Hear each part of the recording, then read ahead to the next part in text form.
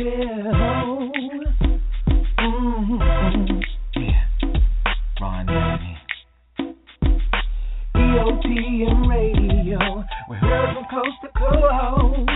Entrepreneurs on the move. Getting you the most. EOTM Radio. We're heard from coast to coast. Entrepreneurs on the move. Giving you the most.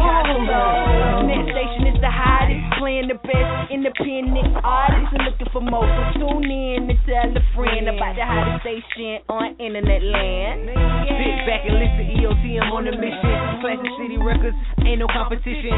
Pay attention to the grind, we're in this division. Entrepreneurs on the move, success is a given. EOTM Radio, we're heard from coast to coast. Entrepreneurs on the move, giving you the most. EOTM Radio, we're heard from coast to coast. Entrepreneurs on the move, giving you the most. EOTM, that's the people station. Hottest station in the nation, no underestimating. Stop procrastinating and gon' hit them up. Giving you bang for your buck, get your numbers up. Stop sitting around whining, crying about making it, but ain't trying. Classic City Records, we tiring. Join EOTM and start climbing. EOTM Radio, giving you the most.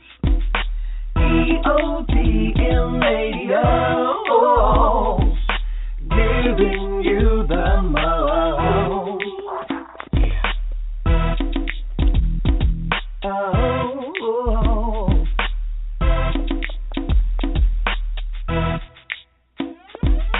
EOTM Radio, we're from coast to coast. Entrepreneurs on the move, giving you the most. EOTM Radio, giving you the most.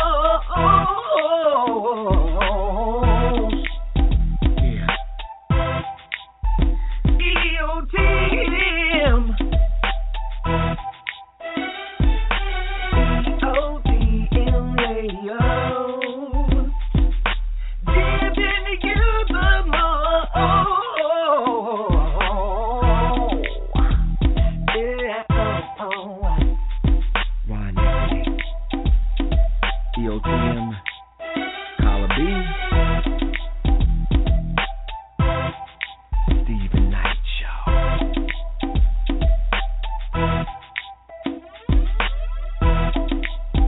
Yeah.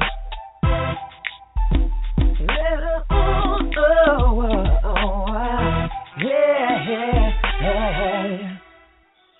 What's going on? My name is Stephen Knight, and you're listening to The Stephen Knight Show.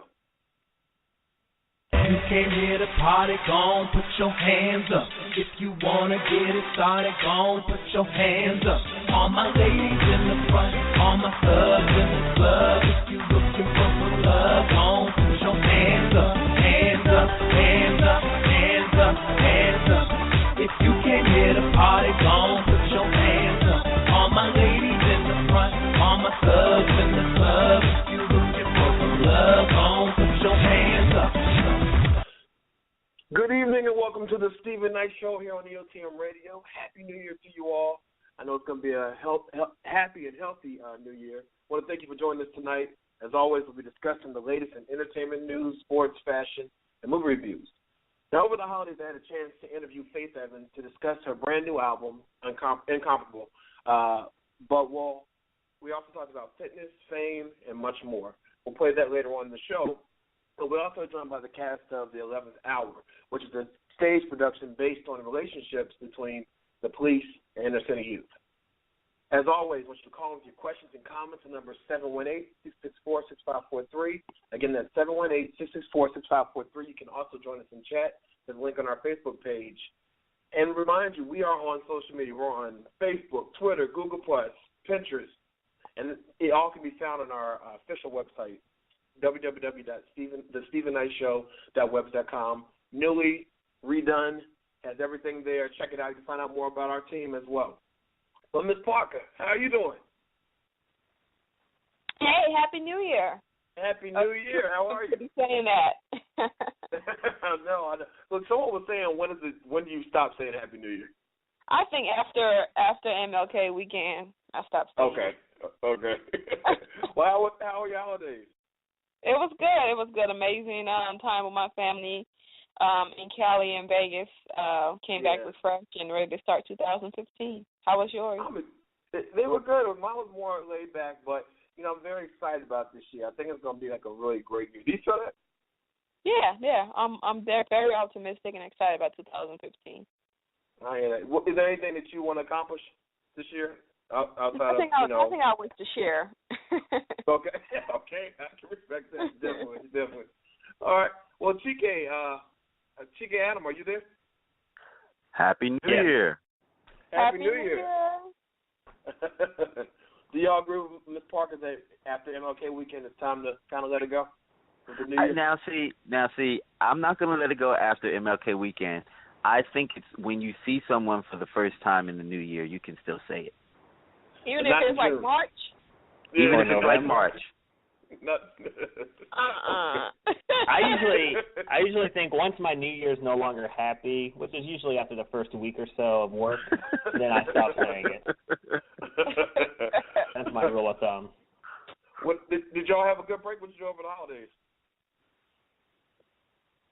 Yeah, mine was pretty good. It was quiet, kind of like yours, Stephen. I just had, most of my family or my close family lives in town, so just kind of stayed there and hung out with friends and family, kept it low key, nothing too extraordinary, but it was a great break. Yeah. Do you all believe in New Year's resolutions? Yes, I do. I used to, but then I stopped doing them. So. I don't believe that you should wait for New Year's to make a resolution. I think every day of your life should be an act of you improving yourself and bettering yourself. So, no, I don't. This is true, but technically for me, my New Year is really my birthday. My birthday is when I hit the refresh button. Nice. Yeah. I believe in New Year's resolutions because I have a little tradition that I've been doing for a long time now where I actually write out what I want to accomplish in the year. I kind of pray over it and put it up where I see it every day. And so what I do each year, at the end of the year, I look and see what all did I accomplish. You know what I mean? And that way I can kind of tweak it. So I kind of use that. I know some people believe in don't wait till, people say, I'll start my diet January 1st. I'm good with having a good starting date. You know what I mean? That just works well for me. But I think I definitely agree with Ms. Parker as well. But I believe in New Year's resolutions. But anyway, Adam, Chike, what's going on in the world of movies? I know the Golden Globes were last night. Did y'all watch? No, unfortunately, I missed out on that. Okay. Chike? I was in La La Land. Okay. Well, what did y'all see? Well, I actually did. I have an opportunity to check out Selma. Okay.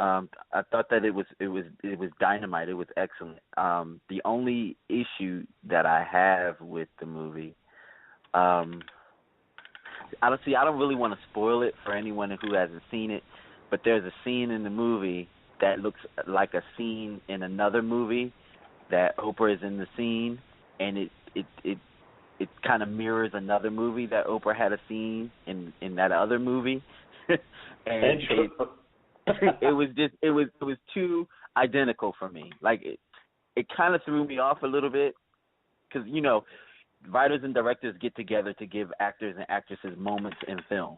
And this was supposed to be her moment in this film, but this moment looked like another moment in another film that she had. So it was a little too much like the other film in that moment, and it did something negative for me. But the film in a whole was pretty good. Was the color purple? Yeah. Okay. I wonder what this film is. Well, I heard good things about this movie. I heard that it's not your typical civil rights movie. No, it wasn't. Okay. It didn't seem like your regular civil rights movie. Okay. I thought that the acting was brilliant. I thought that the writing was well. And, Oprah tends to put out pretty decent art through Harpo Films.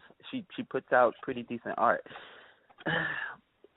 Just like I said, it was a good movie except for that one scene. I just couldn't believe that they were doing that. It almost seemed like, is this supposed to be funny? Is this supposed to be a joke?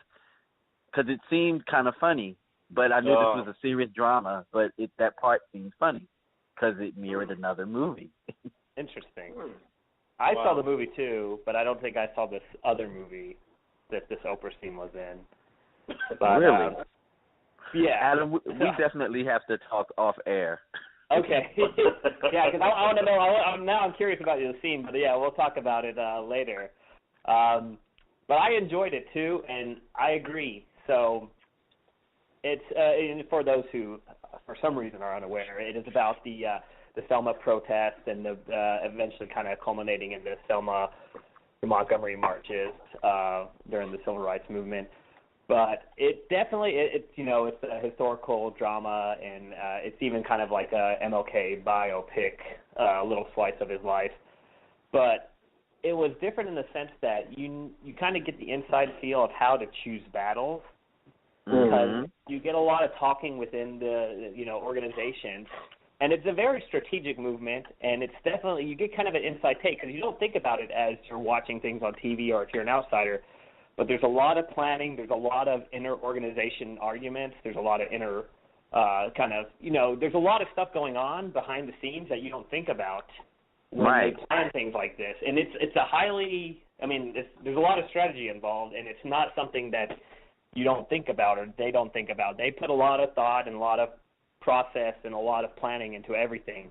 And you just don't realize that until you actually watch a movie like this to kind of see how much work it does take to kind of make sure everything works, even on your own side. Yeah, that's true.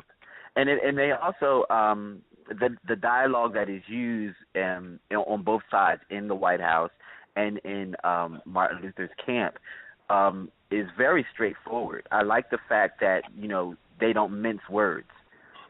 Like, for example, in the White House, the president and some of the other cabinet members freely use the word nigger. And it just shows you the rawness and the realness of the time period and what people were actually dealing with. Mm-hmm. Yeah. And it's definitely, it was a real issue. I know I hope we're all too young to be alive during that time period, but yeah, it's definitely, you can definitely see the issue that, the last generation had and saw at the forefront, and the reality of it there. And the media played a big part even back then, like just as they do now when it comes to world events and how they will put their hand in it and, twist and move it to make it seem like more and different than what it is.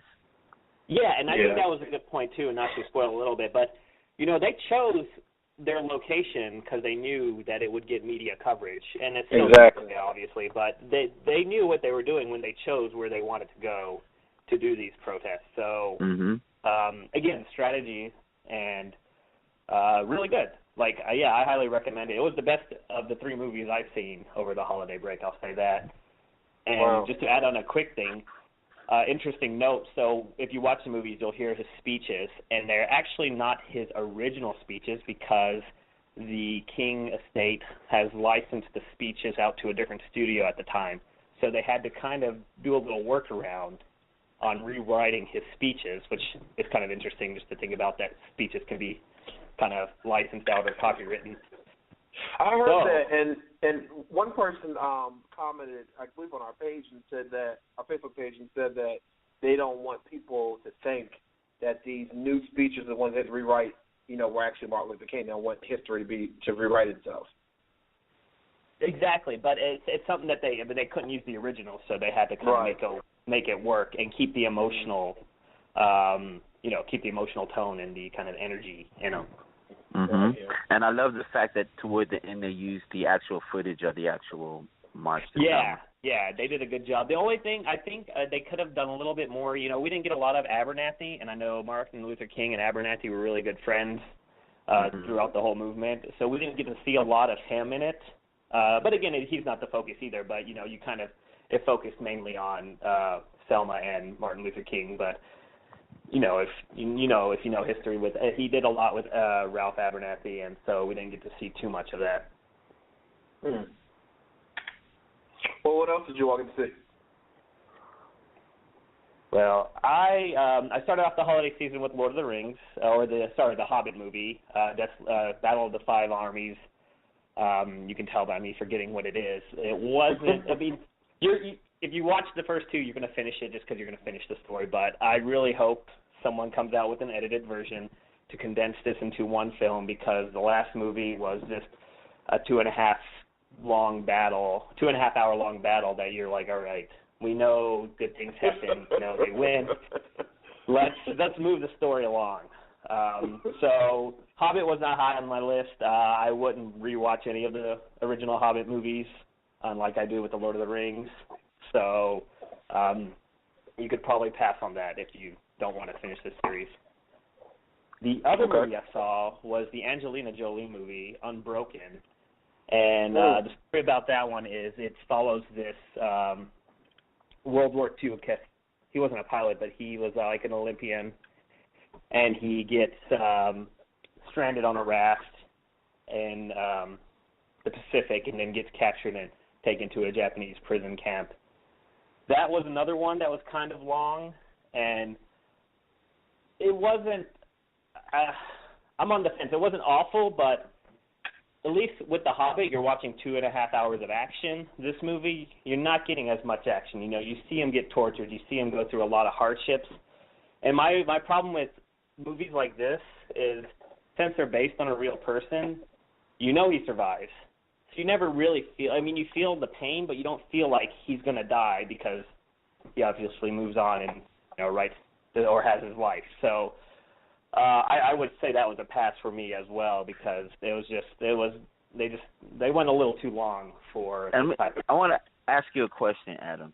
When you were watching that movie, or soon after you finished watching the movie, did you get the feel that it was obvious that they were making it a contender for the Academy Awards?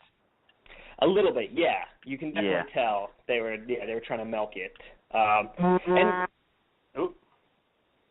And it wasn't like they could have done a little bit more about focusing on his relationship with his other prisoners or what he did after the war, but it was definitely focusing too much on the torture and the pain and suffering that he went through.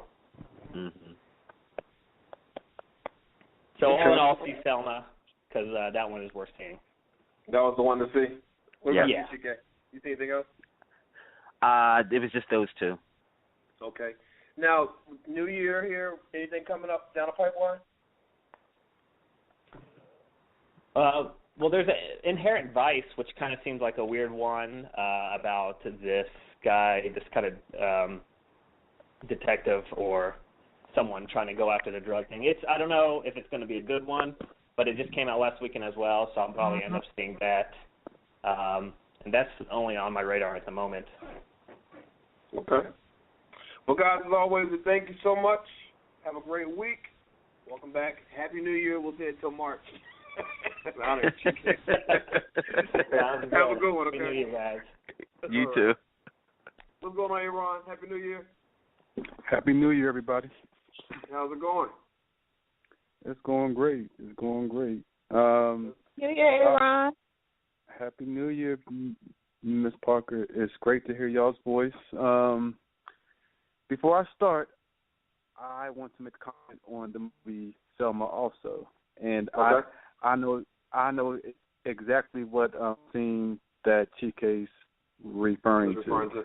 Okay. Yeah, and I don't mind spoiling it. Sorry, y'all. So I'm gonna spoil it. Well, I'll just say this. What she say? Harpo, get my kids out of here. Get my kids out of here. Oh, they had that scene? I don't want them to. Yeah, it was pretty much that scene where Miss Sophia is being beaten when she's being beaten at the market or whatever in the town, whatever. It looked very similar to that on Selma, where Oprah's character was being beat by the by the sheriff. Yeah, it was very similar. Wow. So, but there's a whole lot more to the movie Selma than just that scene. So people. Yeah, it was a really good movie. I thought it was excellent. I mean, it makes you cry, it makes you think, it makes you laugh. Yeah, it's one of those movies. Okay. Yeah, great movie. All right, this is the first day of the last semester of my undergraduate career. Counting it down. I graduate in May. So May the 9th. So awesome! Congratulations. Thank you. So I will be a Bachelor of Arts carrying brother. So a BA in political science in less than 4 months. So what? And then I'm off to law school. Yes. Wow. Yes, sir. That's great. Yes, sir. Yes, sir. Thank you. All right. What's sports. going on in the wonderful world of sports? First of all, okay. Stuart Scott, rest in peace. Yes, rest in peace. Yes. He passed away. I mean, I think we all know he passed away last not this past Sunday, but the Sunday prior. So just wanted to wish his family all the best, and he was a great guy. I remember as a kid growing up, I didn't even know what SportsCenter or ESPN was until he came on. And I just remember hearing his voice and just seeing this person that looked like my dad, that looked like me, on TV talking about sports. It was really cool. So let's see. Oh, did y'all see the Dallas game yesterday? I didn't, but I mean my Facebook timeline was going in. What are your thoughts? Man, first of all, I thought that was a catch. And not just because I had money on that game, but I thought it was a catch. So what exactly happened for those that didn't see it? Okay. Dallas had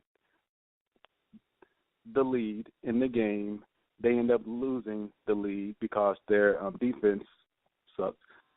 Their secondary was really bad. So what happened was that it was fourth down, maybe 2.5 minutes left the game. Dallas was down by 4 points, and they had to go for it. I mean, they had to go for it. So Tony Romo throws it. Des Bryant runs up, catches the ball. He's then trying to go end zone, and the ball kind of touches the ground somewhat, whatever, and they're saying that it was an incomplete pass. My thing is, I always thought that a catch was when you catch the ball and you have 2 feet on the ground. That's a catch.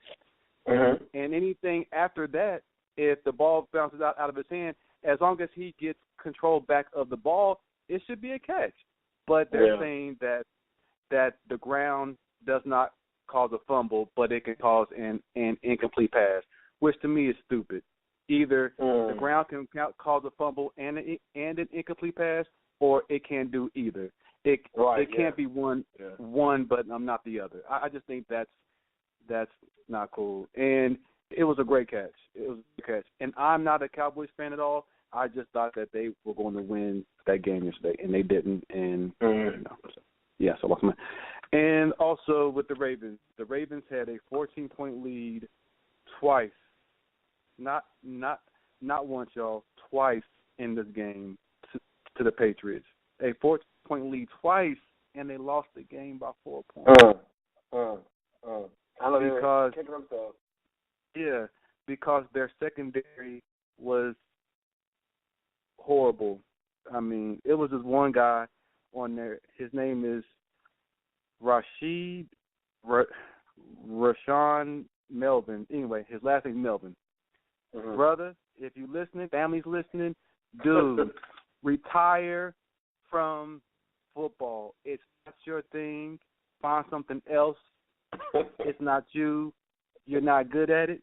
You got beat so many times. You were like Oprah's character in The Color Purple. You just got beat over and over again. He was Miss Sophia. Just beat. Yeah. Wow. Beat by the people at the town square. Just beat. He got beat. So, brother, retire. Let it go. It's not your thing. So I was upset about that because, again, I had money on that game too. So 0 for 2. Well, you didn't have a good night, did you? I'm in the hole, brother. Yeah, it wasn't. Yeah, it wasn't. Well, good. It wasn't too good. ESPN's asking. Listen, ESPN's asking which team will win the Super Bowl? The Colts, Packers, Patriots, or Seahawks? Who do you think? Okay. The team, okay, America. Whatever team that I say is going to win, go against that. So if I say that it's going to be the Seahawks winning it, do the opposite. You know, so if I say the Seahawks, probably the Packers will probably beat the Seahawks. So, okay, this is my prediction. I have Seattle and New England in the Super Bowl.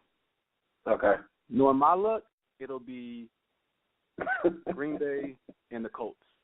So put some money on it, y'all. You all might win some money. So, but yeah, you might win some money. But yeah, Seattle and New England in the Super Bowl, and I just like Seattle. I think they're just talented. I mean, they're just stacked all the way. I mean, every position they're just stacked. So I have Seattle winning it all, which means that they probably will lose. So, if y'all want to hear any more predictions, you know, you can follow me on Facebook, Twitter, Instagram, all that stuff. And I just realized what Snapchat is, y'all. I found that out last week. It's Are you crazy. on there? Yeah, I'm on there. It's wow, the internet. I mean, just these apps that they just come up with is fascinating to me. Crazy. Yeah, it's crazy. So yeah, follow me on all that. Oh, Miss Faith Evans, I can't wait to hear this interview again. Thank you, Miss Faith, for being back with us again. I'm looking forward to hearing it. Even another big time interview, brother. Good. Yes, sir. Ms. Parker. Yes, sir. Mwah. Love y'all. Happy New Year again. Janera, if you're there, Happy New Year. She is here. Happy New Year, Aaron. And I'll talk to y'all next week. All right, y'all. Have a good one. All right, Aaron. Have a good one. Happy New Year, Miss Ferguson. How you doing? I'm doing all right. How are you guys? Happy New Year, Miss Ferguson. Happy New Year, Miss Parker. Miss Ferguson, do you do New Year's resolutions? Well, not really. I always break them, so I thought just not to, maybe to save money. I think maybe I should make that my New Year's resolution to save money, but that also never works out. So. Well, it's the new year. I know you got some amazing deals for it. Tell us what you got. I do. Well, first of all, I know I talk about this store a lot, but it's because I love it so much, because you can save so much at this store. Saks Fifth Avenue office, they're having a clearance blowout sale. And they've been having this sale for probably about 2 weeks now, maybe 3. I think it started like right after Christmas, and they deeply discounted everything. But it's going to be going on while supplies last. So there are, 3 in the Atlanta area. There's one there's one at Sugarloaf Mills. There's one at of course North Georgia Premium Outlets, and then there's one at the new Outlet Shops of Atlanta. But Saks Fifth Avenue office, they're having their clearance blowout sale, and if you're shopping in the store, all clearance items are buy 2 get 1 free. And if you're shopping online, all the clearance items are an extra 60% off. So, I mean, it's pretty much a win-win no matter where you are. I prefer to shop online because it just saves, like, a lot of time versus trying to go in a store and dig through things. You just go online, everything's right there at your fingertips.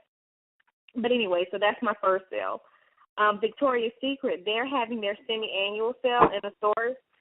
They're going to start putting everything online as well, but they're having it in stores, and this is perfect because it's right in time for Valentine's Day if you guys want to plan ahead.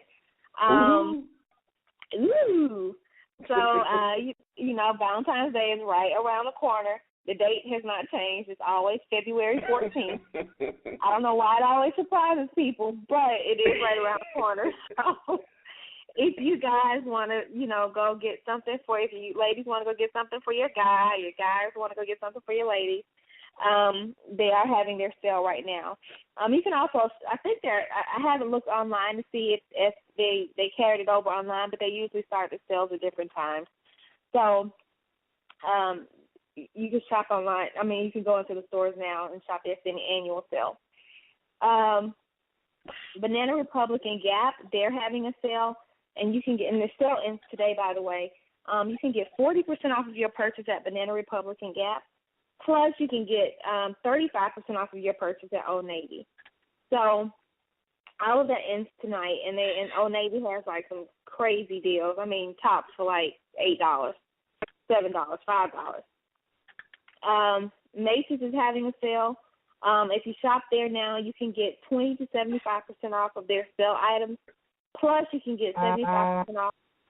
Plus, you can get 75% off of their Charter Club cashmere sweaters. So again, that might be a good gift for Valentine's Day for your mom or something.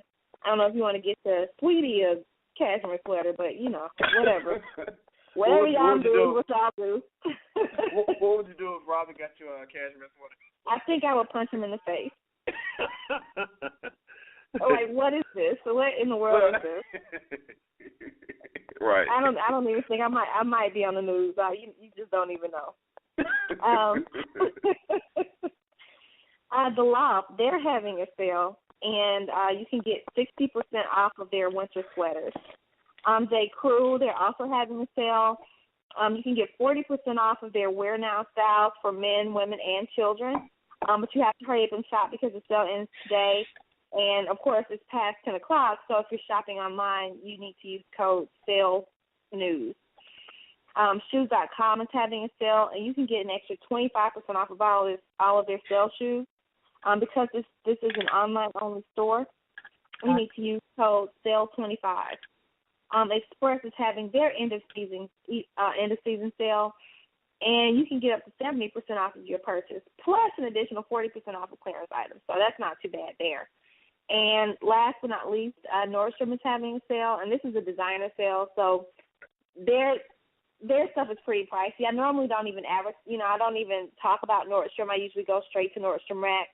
But I just thought that this is a noteworthy sale because this is their designer sale, and they're calling this their designer finale sale, and you can save on tons of designer items that have been marked down. So that's all I have for you guys tonight, but that's a pretty great start for the beginning of the new year. So it really is. And they can find all this at budgetshopaholic.com, correct? They surely can. And there are links on our Facebook page and website. Thank you, Ms. Ferguson. Have a great, I'll talk to you next week, but have a great week and Happy New Year, okay? All right, Happy New Year. All right, have a good one. Good night, guys. Before we go to break, question of the day. What is the turnoff when it comes to dating? Go to our Facebook page or tweet us at Stephen Knight Show. Let us know. We'll be right back after this in a minute. You're listening to the Stephen Knight Talk Show on EOTM Radio. You're listening now. You're listening to the Stephen Knight Talk Show on EOTM Radio. The Stephen Knight Show, Monday nights at 10 p.m. Eastern Standard Time, only on EOTMRadio.com. Welcome back to the Stephen Knight Show. Quick pace, anxious, exhilarating, inspirational, and direct. The 11th hour is for emotional and serious. The 11th hour indicates the systematic indifference and criminalization of our inner city youth. It brings forth compelling arguments supported by historical, economical, and judicial perspectives and offers hope in the midst of this deadly epidemic. With so much happening in the news regarding the relationships between police and minority men, I thought it was very fitting to have this cast on. So please help me welcome the cast of the 11th Hour. Welcome to the show. Hello. How you doing, Stephen Knight? Doing good. Is this Angela? Yes, it is. How's it going? Oh, man, I'm doing awesome. I'm wonderful. I'm glad to be on. Well, we're glad to have you on our first show of the new year. Now, are the other people with you? Yes. Yeah. Who all do we have? We got Reggie Love here, too, man. Stephen, how are you today, man? I'm good. And you're the technical director, is that correct? Yes, sir. Okay. And Angela, you're the playwright. I am. Okay. So tell us, we've been seeing a lot in the news about, just the chaos. And I think it's really, especially end of last year, with Michael Brown and some of the other cases, about we've seen the protests and people responding to just being done with the, which seems to be a target for young African American men. Your thoughts on that and how this play came off together? Oh man, should I take this one, Reggie, or you got it?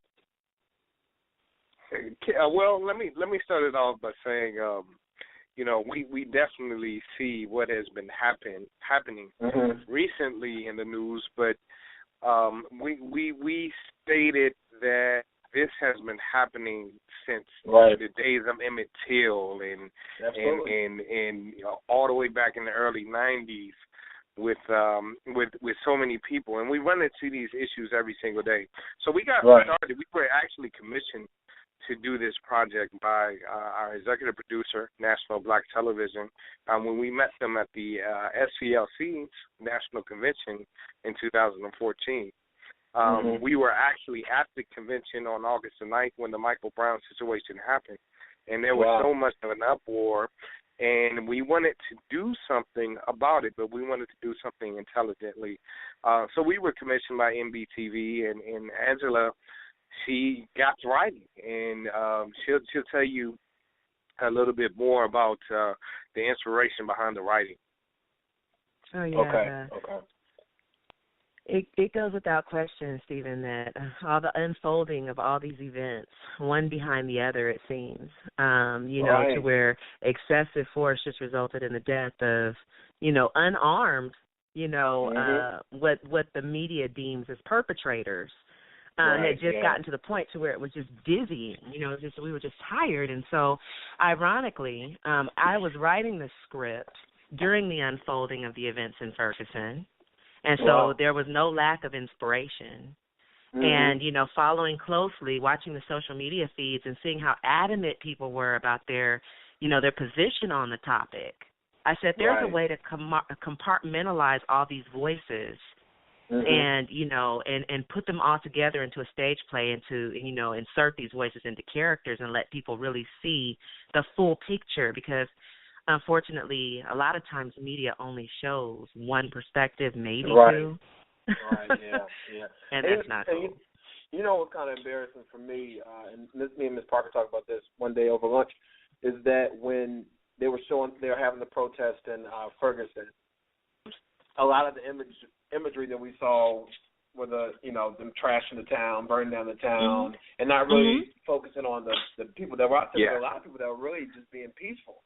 They left, and then that's when the chaos, but that wasn't what was really being shown. And so I think that something like this, tells a story, because some people don't understand it. If that's not their reality, being profiled, they don't get it. They don't understand. They don't know, what it feels like. So tell us about, some of the characters in this play, and a little bit more about what we can expect when we come see it. Reggie, how about do we have any other people that are on the call by chance? Because I may have some of the actors on the call. I'm not sure. And it would be really dope if they introduced their own, themselves. But if not, I can get us started. I know for sure we have a number of different types of actors that play different perspectives. For example, we felt that it was necessary to discuss the judicial side of things. We have somebody that talks about the financial and economic disparity of the inner city. We also talk about the historical relevance of the story. We also go into, the fact that not enough people are equipped with the knowledge that it takes to really understand their rights. We also come from the perspective of the people who are left behind, and then we also come from the perspective of the police. So what our whole intent and goal was to make sure that we had a very well-balanced, full-bodied conversation. And you can't have that without having the perspectives of all different sides. You know what I mean? So even if you don't agree with the other side, at least you can have an understanding of what they're thinking about, where they're coming from. Do you agree? Yeah, I absolutely agree with that as well. And you have to, and we decided to do this as our way of protesting, but we wanted to make sure that we did this intelligently.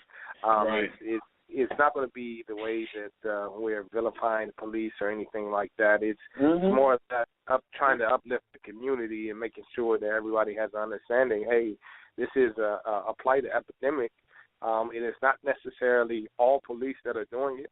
It's not necessarily all these other individuals are doing it, and we're doing it to ourselves too. And so we come from various angles and various perspectives. And Angela, I love when she explains it about our form of theater and how we project, especially our young men. AC, go ahead and put that energy out there.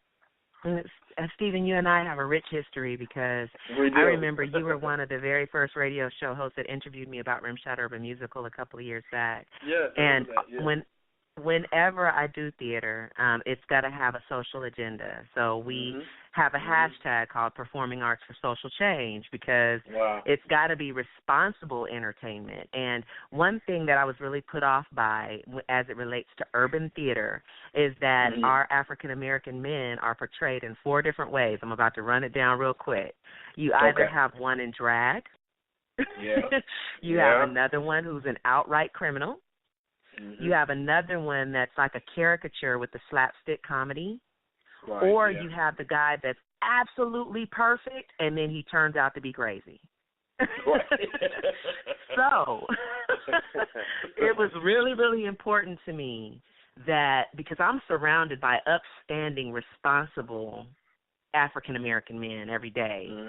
And so I said, you know what, this is going to be an opportunity to show them in their best light, because oftentimes what we are washed over with when it comes to the perception of African-American men is that they fall into one of those 4 prototypes, and that's absolutely false. Yeah, I agree. I definitely agree. Now we have Cha-Cha Martin's on the line as well. Are you there, Martin? Hey, how you doing? This is Cha-Cha Martin. How's it going? Tell us about your I'm just happy to be here with Angela and Reggie, 2 of the most awesome people that you can find on this earth. I'm just happy and just, vibing with them every day. They're just awesome. I can imagine that doing a project like this and working with people, it has to be rewarding because you're doing something for the greater good. And then when you're in that circle of people bringing it together, I can only imagine what that experience is about. Can you talk about that, Cha-Cha? Yes. Oh, man. First of all, I love doing anything that's going to impact people, make people think. And what I love about the projects with the positive art movement is you're always going to learn something. So I come in and, I know some stuff about life. And then, you go to rehearsal and you're like, oh, man, I got a lot to learn. It's so much soak in, and I'm just like a sponge right now. I thank God for allowing me to be here and to learn, soak in, and to be able to make a difference through my gifts. That's, when I gave my life to God, that's what I knew I wanted to do, was just impact people in a positive way. And I believe through the positive arts movement, there's nothing you can do but that. Like, there's no choice. You're going to be positive, and you're Absolutely. Now, you're acting in the play. Is that correct? Yes, I am acting in the play. I play the character Elaine, and Elaine, she's from the hood. Much like me, Harlem. But, she's from the hood, and she's just tired of seeing our black men just going through, getting arrested, getting profiled, getting mistreated, just because of the color of their skin. And, you feel her passion, on the stage, and her just wanting to see things change so that our men can have a positive future. And she really comes with a lot of passion on that stage. So, y'all got to come out and see this. You have to. Absolutely. Amber, when is the play? When can we see it? Where can we see it? Okay. The production is premiering this weekend, this coming Saturday, the 17th at 6 p.m. It will be at a part of the Freedom Cafe initiative at Ben Hill United Methodist Church. We specifically chose that location because it is the childhood church home of Mayor Kasim Reed. What we're hoping for is that he will be there. It starts right at 6 o'clock. This production is appropriate for all ages. One thing that I'm really adamant about is that there's no explicit language or name calling, because we want to be an example to the young people that actually come out to see it. So it's a suggested donation at the door of $10, but no one will be denied access because we believe people need to see this. Just to kind of give you a little sidebar note, we're really excited that we're honoring 4 people that were pioneers in the civil rights movement, one of which is Dan Moore. He's the founder of the Apex Museum downtown. We have Charles Steele. He's the president of the Southern Christian Leadership Conference. We also have Bernard Lafayette. He walked arm in arm with Martin Luther King Jr. himself during the Selma days. And then we have C.T. Vivian, who also was one of Martin Luther King Jr.'s right hands. So all 4 of them will be in the audience that day, and we're really excited to do this, almost like an extension to show them that this generation is still fighting for the liberties they fought for back in the 60s. Exactly, and that's amazing. Isn't it kind of, interesting that I think that, for a long time, especially a lot of people say, well, we have a black president, that people thought that, civil rights issues were kind of a thing of the past. But when we see things like Ferguson and, what's happening in New York and everything, it just shows it's still here. It's still here, alive and well. You know what I mean? Yeah, and it is definitely expounded as well. I mean, I just recently saw a news report of police officer gunning down a man who had his hands up, and they still shot him, and he was of another racial profile. And we feel that it's our responsibility to hold them accountable and say, hey, we see what you're doing out here. It's not right. It needs to be some sort of accountability action. So it's not just a theatrical production that we're doing. This is actually a movement. We did a forum on yesterday called Unleashed, and we had about 15 young people in the audience. And when we did this Unleashed, we actually got them involved and educated them and made sure that there was a plan of action attached to it. So it's not just come see this production, come see this play, but it's about, okay, now that you have this weapon called knowledge, go out and use it. Wow, yeah. And knowledge is power. Knowledge is power. Yes, indeed. Let's go through real quick and each person tell us why we need to see this play and any closing remarks you have. We'll start with you, Angela. Okay. Definitely, you've got to see this play because the new knowledge that you'll receive will empower you to be better, and it'll also cause you to join a movement that will spread and cause other people globally to also become more aware of what they have and what they can do with what they have. Okay. All right. Yeah, I'll go, and I'll say it just like this. Hey, this is the premiere. And everybody always wants to go out and be the first to do everything. This is the premiere of something very big. We already have plans of taking this thing around the country. Our next stop is Ferguson, Missouri, and we're taking it to other places as well. But you want to be the first to come, and this will probably be the last time that you can get in for a $10 donation. So come on out on the 17th, celebrating MLK weekend. We want to get it out to the masses. It's going to be a live taping, a live filming, and it's going to be very historical. So come on out. It's a great time. Bring your family, bring your friends. We hope to see you there. All right. And Cha-Cha? Yeah, this is Cha-Cha. I will say the Bible says that die because of lack of knowledge. And you need to come out and get this knowledge in a way that you'll be so entertained. By the time you walk out of there, you're going to feel good because you just saw a production that is off the chain. But at the same time, you're going to be educated about something that maybe you've never seen from different types of angles. So I'll say come out and get that edutainment. Wow. Well, listen, I wish you all the best with the premiere this weekend. It's going to be awesome. Have a great weekend. And a great premiere. Thank you so much, Stephen Knight. We appreciate you. Yes, congratulations, man.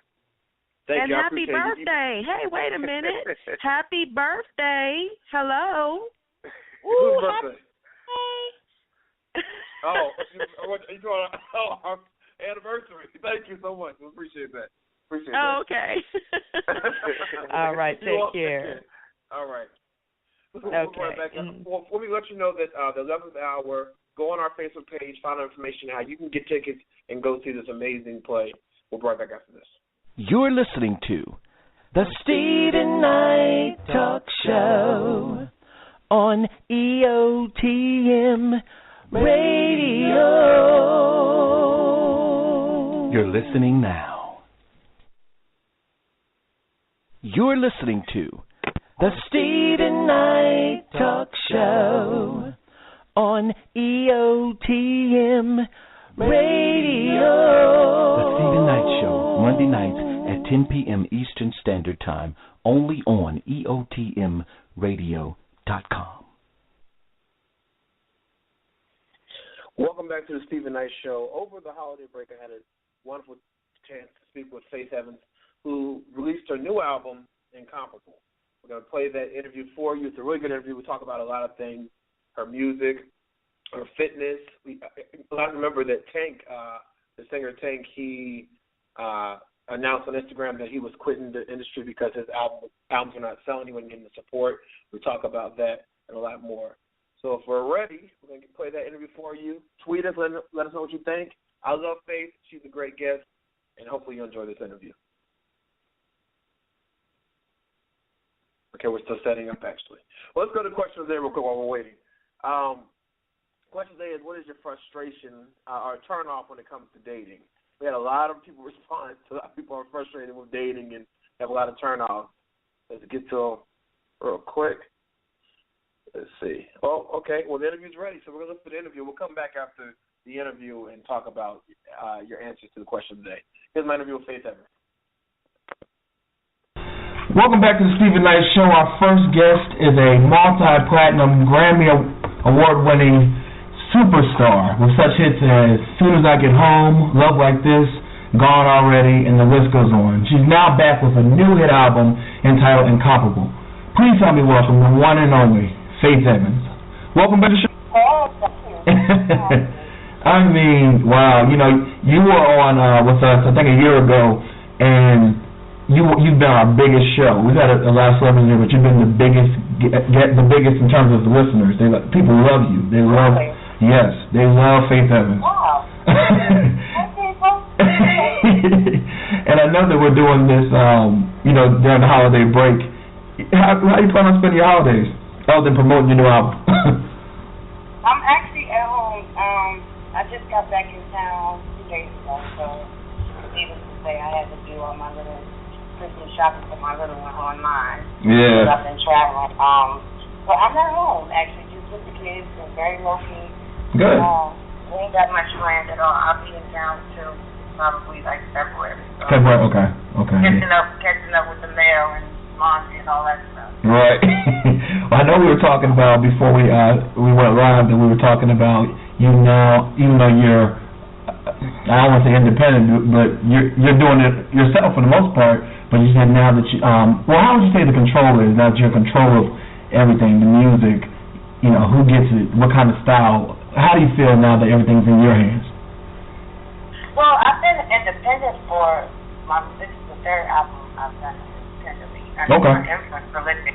But with this situation, I did a partnership with BMG Chrysalis, who are a major distributor. Mm-hmm. So right. I did a partnership with them on their master program. So basically, they're doing label service and stuff like marketing and promotion. But I still, it's still very minimal budget, and I still definitely find myself as an independent artist having to, sometimes suffice and make things up out of my pocket or make stuff happen out of my pocket. But, it's what it is right now.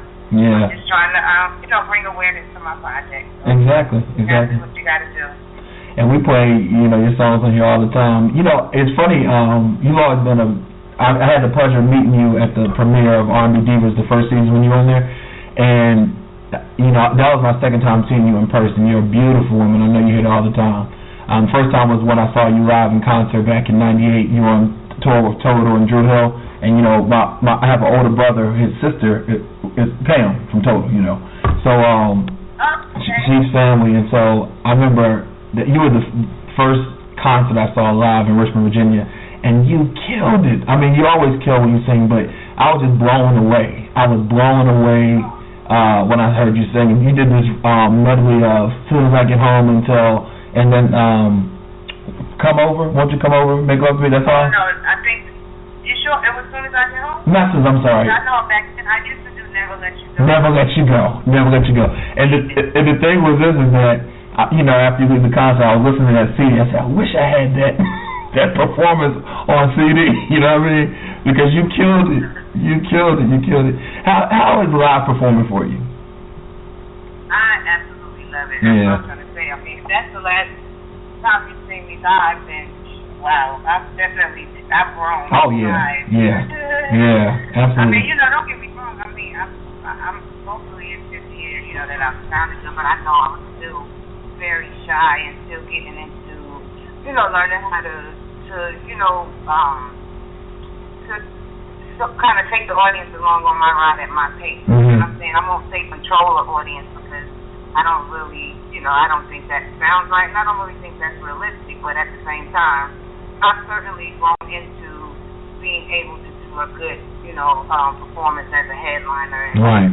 The records that they want to hear, and there's always something that they want to hear that I can't perform because I ain't doing 2-hour shows. Right. Yeah. But I've definitely come a long way. I really enjoyed performing live. Yeah, and you can tell it. I mean, I haven't seen you in person perform since then, but I watch you on YouTube and on different award shows, and anytime you're on different shows promoting your music. Like, I remember when you promoted your last record, then you had the single "Gone Already," which I told you I love that song, and you killed that on Wendy Williams. Killed it. You know what I mean? Thank you. So, I don't think that was my best performance with that song. It was good though, but I remember, I think I had some probably, it just probably in my mind, I know that right. There was probably minor wardrobe issues right before I went on and stuff. So I don't usually like to have, stuff like that on my mind when I'm about to perform. I like to just be calm and quiet and, knock it out. So I probably thought that it wasn't, as good as it could have been. I liked it up. I loved it. Because when you hear a hit song, a song that you love, and then you find that the artist sang it live, I hope they did a good job, and you always surpass when you do a record. You know what I'm saying? Thank you. But thank you. Let's talk about that, because I perform too. I'm a singer, and so but I know how it is. If you're kind of thrown off right before, it can affect your voice. And, recently Mariah Carey performed for the tree lighting in New York, and she got some negative reviews, but the backstory was that she got there late and they said, well, you need to go on right now. And I'm sure that kind of started a little bit. Do you think, how much can that throw somebody off vocally if they're just like, something like that happens last minute? You know what, I don't know, because even though, that's probably happened to me before too, where, I didn't get an intro, I thought I would get an intro, and it's like my music starts playing, and I gotta go. But I think it may be, sometimes it's determined by more than that. It could have been whatever was going on right before she did have to go on so quickly. You know what I'm saying? Yeah. Before I sing, I usually have my in-ears in, so I can't hear anything anybody's saying to me anyway, and sometimes you'd be like, is she okay? And they be like, she can't hear you, and I'm just kind of in my own mind space, walking in circles, backstage, getting my breath together, just so, because I know this is probably very early in my career, I was here performances, and I'm, when you get people kind of shaky, that's nerves. Yeah, it is. And I'm like, I would hear myself like, I don't think like that. What's the deal? I was just talking about it. I realized that it's really just anything is all over. So, calm down, get your breath together, sing one song, don't talk to nobody. That's what it is. But that's just my, that's how I go about it. Right, yeah. But, like I said, I don't know what she was dealing with before that, so, and I haven't seen the performance either, so. Right, yeah. I really can't. I don't know what she was going through. It might have been an emergency. You never know. You never know.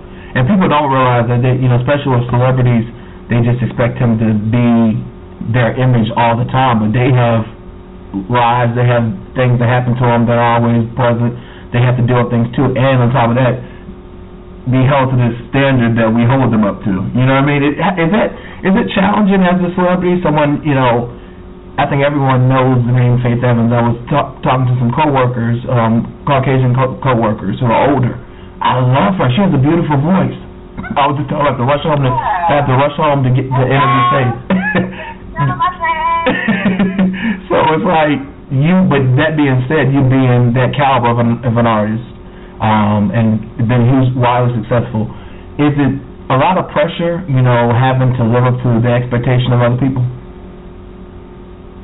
For me, no. Okay. I can honestly say that, but that's because I've always sort of maintained even when I have to put on my quote-unquote Faith Evans costume. Yeah, right. But that's really all that is as far as me getting dressed. Like, sometimes when I go, I would normally run around in my workout clothes, my sweats, cornrows. And that's normal for people in public, wherever I am. Right. I mean, you know what I'm saying? To be that way. I don't feel a way about it. So I think that because that's not my career and being a quote-unquote celebrity, I don't necessarily see myself that way, but I don't operate from within that dynamic either. Yeah. My day-to-day, you know what I mean? I don't wake up with that on my mind. I wake up and I got to go work out before I get the kids, stuff like that. I got to go to the grocery store. Right, yeah. So, I mean, I don't know. It doesn't affect me that way, but I mean, I understand that, maybe for some people it is. Right. You do kind of feel like, or maybe you feel like, or maybe you really do in your own mind feel like you have to uphold it. Maybe you do. Yeah. But for me, I just feel like I just need to make good music, be a good person, and, try and just continue doing what it is that I do. I don't think, get everybody's path is different, so, Yeah. I just know what works for me. Right. Toni Braxton once said that she's glad she never reaches the success of like Michael Jackson or Whitney Houston, where you can never go anywhere. And I know you and Whitney were really good friends, but never wanted to reach that level, even though she's a star in her own. I mean, everyone knows Toni, but never when you couldn't go to the mall without people bum rushing you and stuff like that. Can you kind of agree with that, or what are your thoughts on that? I understand the sentiment behind it. I wouldn't necessarily say I don't want, but I'm very content and happy with the fact that I'm constantly ascending toward, whatever it is. Right, yeah. I see this as my biggest moment or accomplishment, and I do know where she's coming from with it. Yeah. I wouldn't say I don't want it, or, of course everyone would love to have a certain amount of success, but again, I am content with the path he's raised for me, and I know that I'm constantly growing, so I'm cool with that.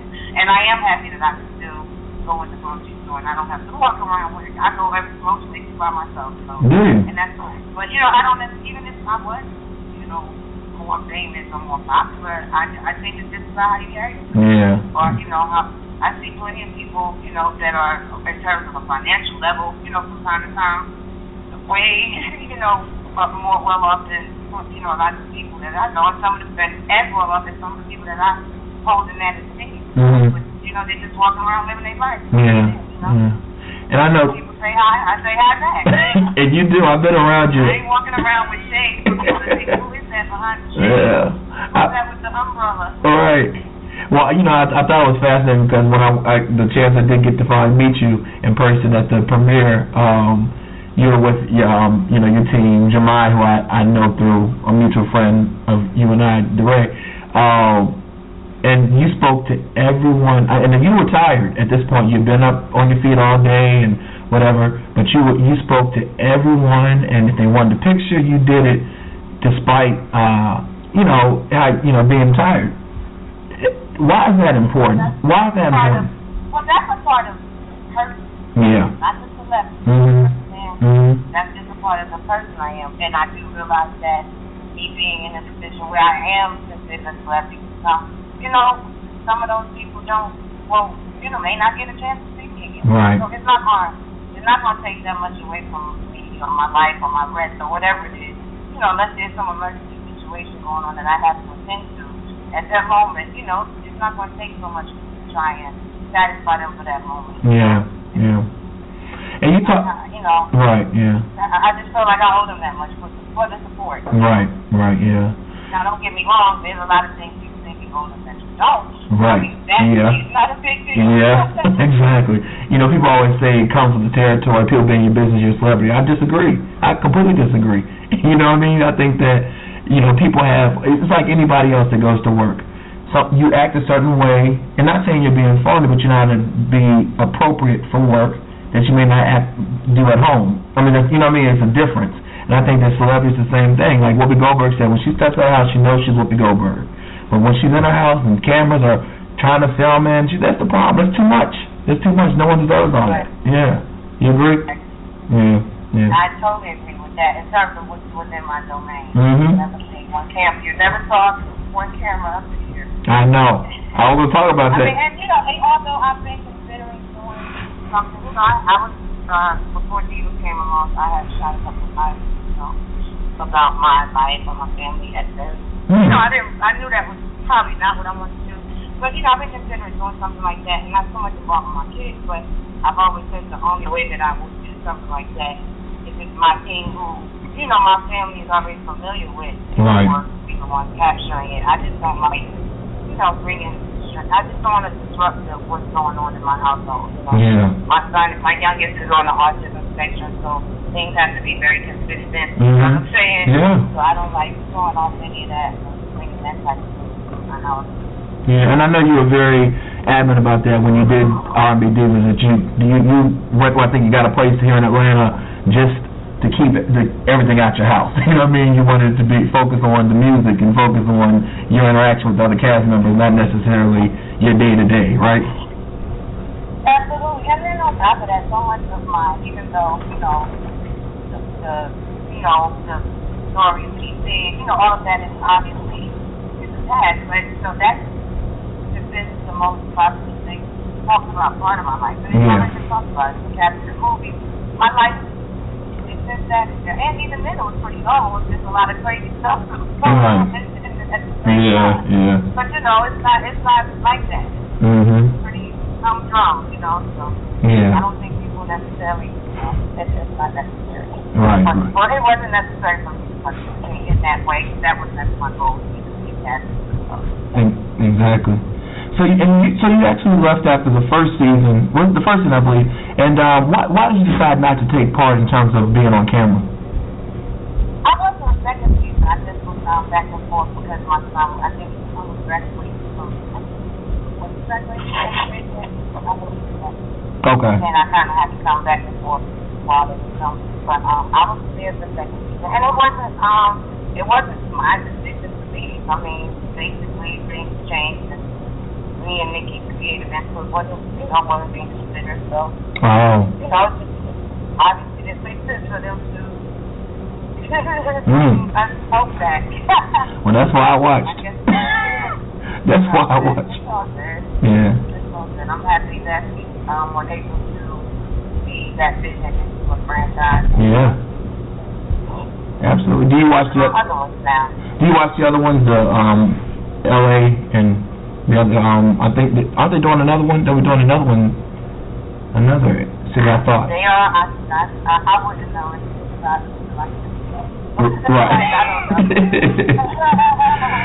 I mean, seriously, I just happened to run into one of the girls on the show. But, you know, that's because she's innocent and she's not, you know, trying to stir up anything. I'm thinking to myself, like, damn, I need to solve like I ain't not yet. Right, exactly. But that's good to know. Right. Well, I know that you've always been in the fitness, and so but not always now. Well, I'll say back in the day you did, because I remember you did a lot of you talked about it a lot about the fitness, and you've gotten really in shape. And then recently I saw you look amazing. Like, I've seen pictures. I follow your Instagram, whatnot. What inspired you to get back into it, like real heavy? Well, before I got pregnant with my son Ryder, that was around the time that I really got into fitness. I was 10, 11 years ago. I think that's why I was talking about positive movement. Right, yeah. I ain't have much to do other than take care of my kids in my house. I've been a really good trainer, and I just really get into it. And after that, around when I got pregnant with Ryder, I thought I would maintain it, but it was not happening. It's hard, isn't it? I was tired and I was hungry. I tried to get up and work out too, but it ain't last long. And once we realized, I actually worked out a little bit, after the form, but then once I kind of started realizing that something was going on, and by the time I was diagnosed as being on the autism spectrum, I really kind of had to take a lot of my time and energy into trying to get this off of service and care to play with him. So it just, that was pretty much that was. It took a minute for me to get back into the point of having a schedule and a schedule that works, all around the whole household. I just didn't get time, Right, yeah. To get back on it. So for the last year, something. Yeah, you look great. I'm trying to go back. You look great. I doubt that I'm having any more kids. No more? Yeah. Well, you're looking great, so keep up the great work. Let's talk about the album, Incomparable. What was, tell us why you chose that title. I believe I was at Gay Pride a couple of years ago in Baltimore, and we captured it actually on the first dig of the season. First. And one of the big in Baltimore, the DC is one of my really, really big, towns. Like, certain cities, like I know they like it there. Right, yeah. And I could go there 10, 15 times a year, and it will always be a free show. Wow. And this guy was like crying, like, I've had that happen from time to time, but not like, it ain't like I expect that, so it always gets me off guard. Yeah. But he was super, like, on some, like you were saying, Tony's like on some Michael Jackson stuff, and I was like, oh my God, like, I have to talk to him to the side, like, I was like, let him wait, because I was trying to take pictures with everybody, and I just talked to him on the side when I was done, and I was like, oh my God, and introduced myself, and gave him a hug, and I just was really intrigued by it, and I wanted to know why he was reacting that way, and his answer was like, oh my God, you are the incomparable, and I was like, hey, but of course he said it with so much more fervor. I was like, yeah! You said, yes I am. The incomparable. I said, that should have been recorded right there. I like it. Yeah. It made me feel real special. Wow. Well, tell everybody, how is this project, what can we expect on the project? I know the album's done now. What can we expect on this project for people who have not had a chance to listen? Well, I think that, aside from the fact that Incomparable does have a sort of a concept behind it, of reflecting what I was going through romantically post-divorce and kind of getting back into saying, okay, I'll see somebody, I'll consider dating somebody, and that whole rigmarole of, not thinking you want a relationship, and I am a relationship person, like it's hard for me not to feel like that if I'm spending a lot of time with somebody, because I'm not really emotional. Right, yeah. But, I feel like this album is a well-rounded selection of tempos. I mean, it has the interludes that a lot of my fans miss. Yes. It has some dance breaks, some up-tempos, and some listening music, as well as a couple of inspirational songs. I just think it's a nice, well-rounded selection of music, and that was really my goal, just to make a really solid album. I didn't even want to waste my time recording something that I didn't feel solid about. Yeah. You know what I'm saying? Yeah. So, I'm just really proud of how it came together. And, in today's climate, of course, a lot is said about it, talked about. I'm so sorry for that noise in the background. That's okay. But I came outside to get in a quiet area, and they're building a house like right. Let me go inside, okay. Okay. A lot of just said, about R&B and so either way, my expectations of it commercially, I really didn't have any. I just wanted exactly the response that I've been getting, that it's a great album. That's why I do it. Yeah, and you never feel, there's never been an album that you put out that I'm like, oh no, she needs to do, it's always a solid project. I don't know if you saw, but Tank recently did an Instagram post, and he said that he is quitting the music industry because I believe his album came out and he only had like 16,000 first week sales, and he said, and then it dropped like to 6,000 the next week, and he said that he puts in his passion and hard work, and he knows his talent, and for it not to be received, it's like, why keep doing this if no one's listening? If we talk about R&B music, you know what? I can't even tell you how many albums I sold, and it's probably something like 3, 4, maybe. You know what I'm saying? I don't even know. Yeah. But go ahead. Why do you feel like R&B music? Because I mean, people love R&B music; they love it. But why do you feel like people are not supporting it like they do in some of, a lot of the pop stars? Well, because it's not really being presented in your face in that way, from a commercial standpoint. That's true. You know what I'm saying? And I don't know. For me, I can't. It's like who do you blame? But I can't. I understand where Tank is coming from, and no, I can't judge anyone for expressing their frustration at all. Yeah. But I don't necessarily know the answer to how to. You know what I mean? Like, people are gonna like what they like. And to be honest, not to be on deep, but I just feel like a lot of it goes back to this big taboo thing right between radio and record labels, and the whole pay to play thing, which could never quite be explained to me for some reason. When I'm asking about my budget line items, either way, it's not for me to try and solve or figure out, but I do know that I can understand the frustration. But at the same time, like I said, I probably am so less than happy that my first week.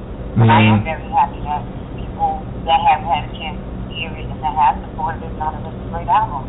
Exactly. I don't measure my success by sales, but at the same time, it certainly doesn't hurt to be able to generate some income. But it's been a long time since I made money just as a quote unquote recording artist. Right.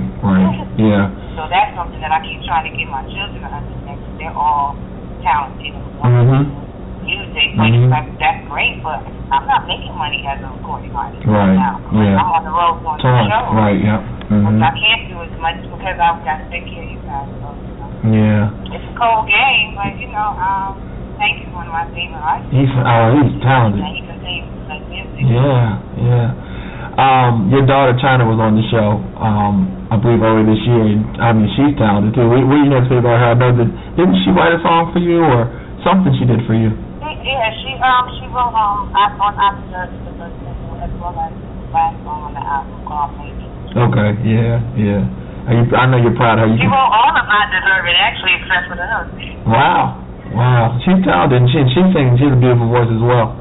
Is it kind of scary seeing her go in your footsteps?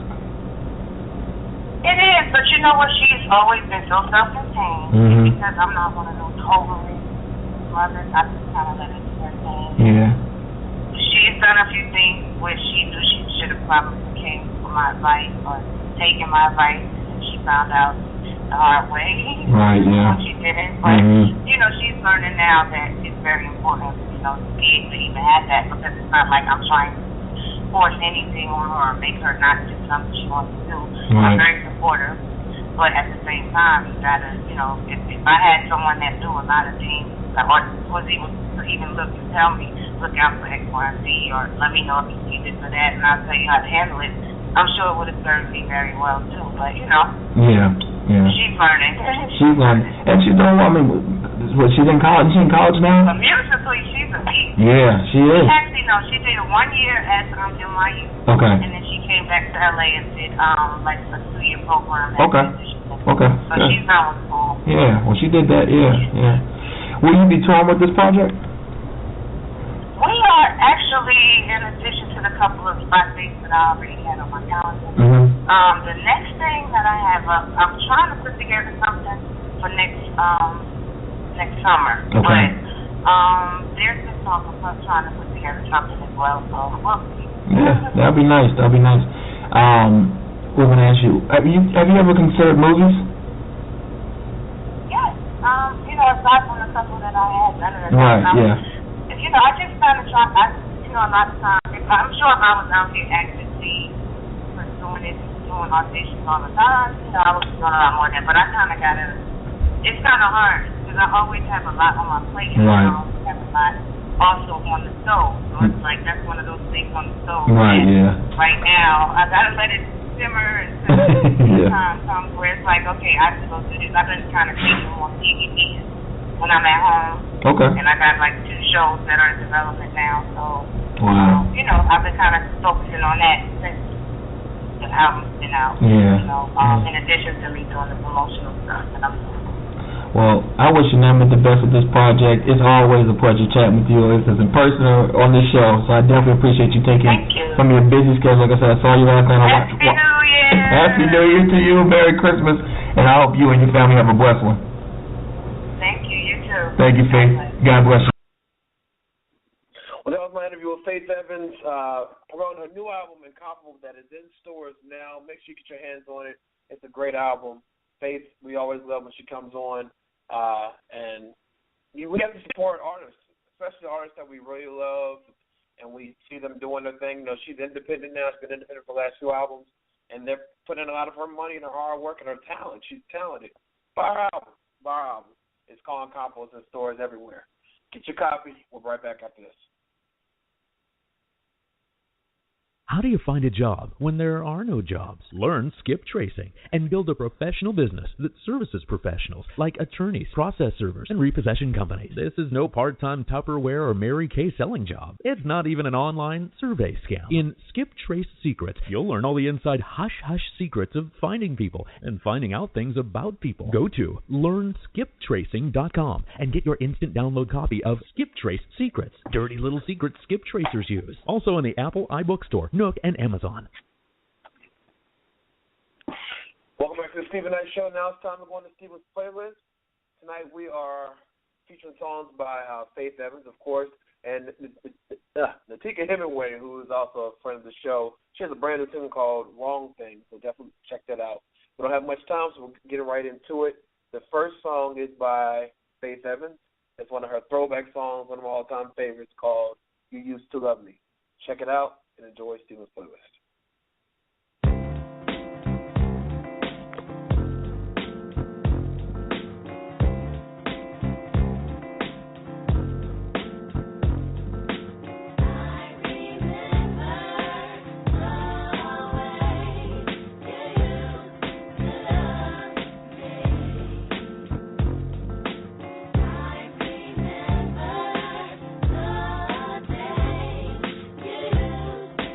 Love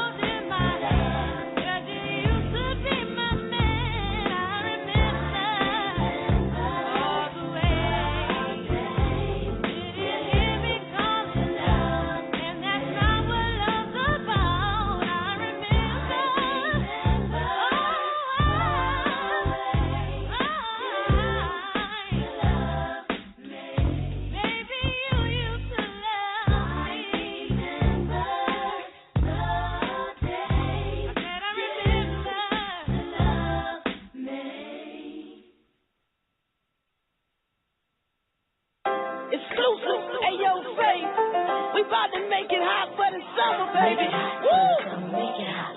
Make it hot for the summer. New Faith shit, baby. We gon' make it hot. Y'all ready? We gon' make it hot. Let's go. Everybody's looking for their one and only love, and I feel fool to settle for someone that isn't good enough. If you're gonna love me right, 'cause I played a fool too many times. If you're gonna love me good, or I'll find another man who will, baby. Oh, that's 'cause I deserve it. Ain't we gotta be perfect, 'cause a girl like me is worth it.